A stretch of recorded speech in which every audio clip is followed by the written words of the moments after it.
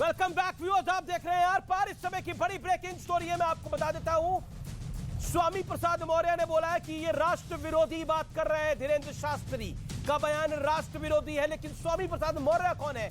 स्वामी प्रसाद मौर्य वो है जो रामचरितमानस पर लगातार सवाल उठा रहे हैं और जातियों में कहीं ना कहीं जातियों को खंडित करने का प्रयास कर रहे हैं, अपनी राजनीति कर रहे हैं और वो कह रहे हैं राष्ट्र विरोधी बात है। क्या रामचरितमानस के बारे में जो बोला जा रहा है, क्या वो राष्ट्र के पक्ष में बात है? ये उनको जवाब देना होगा।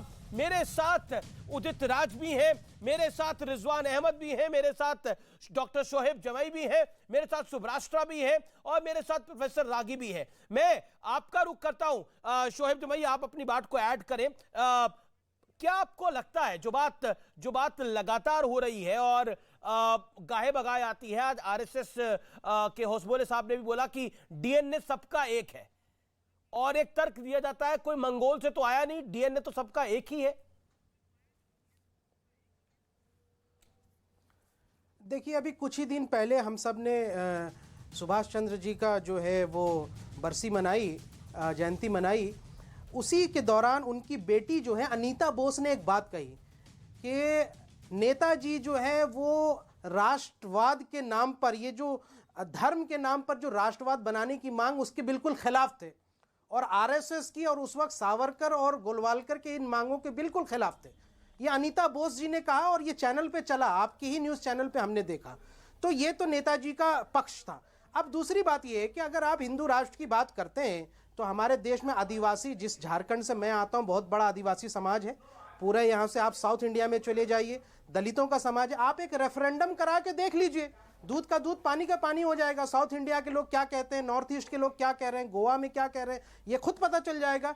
तीसरी बात ये है, मैं ये समझता हूँ कि इस वक्त चूंकि एक मुद्दा छुपाना है, अडानी के मामले को छुपाने के लिए एक फर्जी किस्म का राष्ट्रवाद के नाम पर और हिंदू राष्ट्र के नाम पर ये डिबेट चलाई जा रही है। ये क्यों नहीं मुद्दा है कि एलआईसी में जितने लोगों का पैसा डूब रहा है, आपके एसबीआई में आप तो स्टॉक मार्केट एक्सपर्ट हो गए हैं। एलआईसी का किस कंपनी में कैसा एक्सपोजर है, वो विषय ला करके एक बाबा के, अरे बाबा ने किसी ने कह दिया तो क्या हो गया? बाबा कोई नेता है? बाबा कोई यहाँ से संसद में यहाँ से किसी किस्म का अधिकार है या जनता ने चुना है उनको?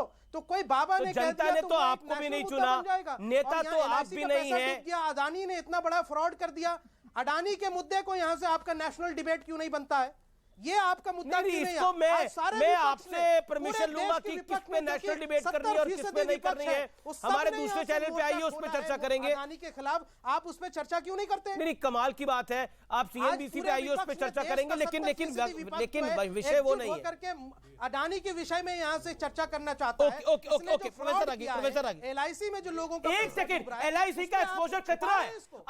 अच्छा मुझे बताइए, ये रिपोर्ट किसने जारी करी है और एलआईसी का एक्सपोजर कितना है बाकी शेयर्स के अंदर? आपको हवा नहीं है कुछ और अपने आप को इकोनॉमिक एक्सपर्ट बन रहे हैं, स्टॉक मार्केट के एक्सपर्ट बन रहे हैं। आपको हवा नहीं है किसी बात की और यहां पर आप ज्ञान दे रहे हैं मुझको ज्ञान दे रहे हैं आप मुझे बताइए एलआईसी का टोटल एक्सपोजर कितना है? एलआईसी का टोटल एक्सपोजर कितना है? हिंडनबर्ग की रिपोर्ट, हिंडनबर्ग की रिपोर्ट में क्या क्या लिखा हुआ है? एलआईसी का टोटल एक्सपोजर कितना है? आपको हवा नहीं है किसी बात की और यहां पर आप खाली पीली में वक्त जाया कर रहे हैं पब्लिक का। रुपया है, कमाल की बात है। आप लोगों 33,000 करोड़ रुपया का इन्वेस्टमेंट है। आप क्या समझते हैं? 33,000 करोड़ रुपया का इन्वेस्टमेंट है। Okay, Shoaib Jamai, you are expert, you are not a expert. Okay, Subhrashtra. Okay, let me get Subhrashtra and Professor Ragi want to make a point. Okay, this is not a point. ये आप देश के साथ धोखा कर रहे हैं। अरे बस करो यार, आपका धोखा कर रहे हैं। एक फ्रॉड आदमी के बात को इतना तवज्जो दे रहे हैं। Okay. और इतना बड़ा मुद्दा how can you say Dhirendra Shastri is a fraud? How can you say this? आप उनको पब्लिकली डिमीन कैसे कर सकते हैं? That man is a fraud. Police की जांच हुई, उसमें उनको क्लीन चिट मिली। नागपुर पुलिस ने जांच करी, महाराष्ट्र पुलिस ने जांच करी, उसके बाद क्लीन चिट मिली। आपको कैरेक्टर असैसिनेशन का अधिकार नहीं है। कई लोगों की मान्यता है उनके ऊपर, आप कैसे उनको फ्रॉड बोल सकते हैं? आप अपनी बात को रखिए, आप किसी को फ्रॉड कैसे बोल सकते हैं?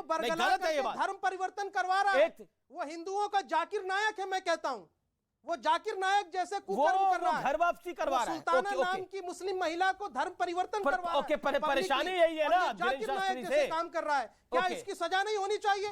इस सुभाष ने पहले दिन बोला था ये दिक्कत कुछ और है, निकल कहीं और रही है। बड़ा गुनाह है। ओके ओके, एक प्रोफेसर आगे भी कुछ कह रहे थे। जाकिर नायक एक सेकंड, अब बहुत हुआ, आपने 4 मिनट से लगातार आप बोल रहे हैं, निवेदन है मेरा, स्वीकार करिए please. Okay Subrashtra, you make you point, thank you sir. अब देखिए आमिर जी, जब धीरेन्द्र शास्त्री जी पे पहले बहस हुई थी उसी दिन मैंने कहा था, तब भी शोएब जमे इसी शो में थे, कि मेन मुद्दा और मेन पेन पॉइंट जो है वो धर्मांतरण के खिलाफ धीरेन्द्र शास्त्री ने जो बीड़ा उठाया है और जिस तरीके से वो काम कर रहे हैं, पेन पॉइंट ये है, वो कहीं ना कहीं बिलबिलाते हुए मुंह से निकल ही गया। दूसरी बात, अभी प्रोफेसर उदित राज, डॉक्टर उदित राज, पूर्व सांसद उदित राज को कोई दिक्कत नहीं थी कि विषयांतर हो रहा था, बैठे बैठे मंद मंद मुस्कुरा रहे होंगे।